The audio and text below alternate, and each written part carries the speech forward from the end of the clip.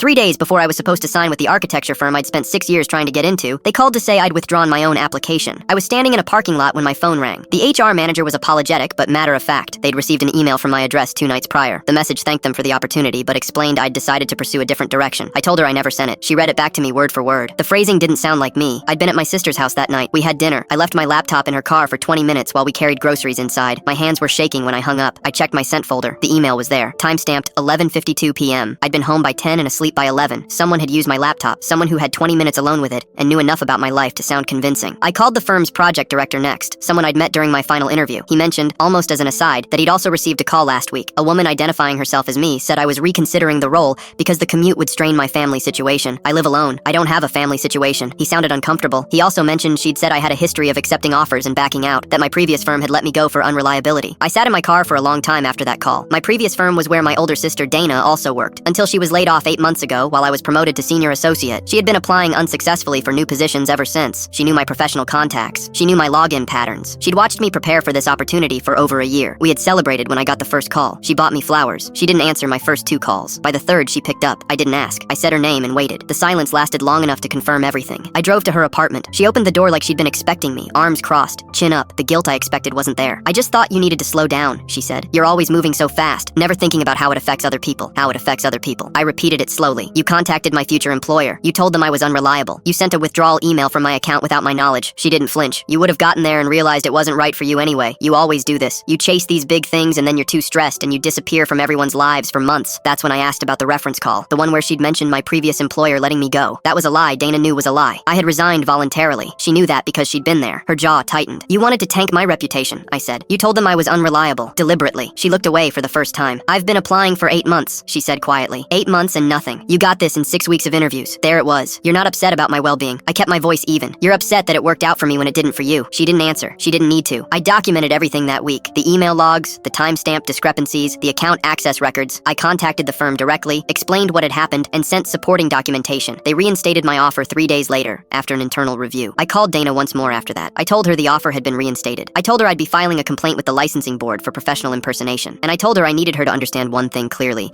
I wasn't angry that she was struggling. I was done because she'd looked at everything I worked for and decided the right response was to take it apart. She started to say my name. I hung up. Some people can't celebrate your life because they're too busy mourning their own. I used to feel sorry for that. I don't anymore.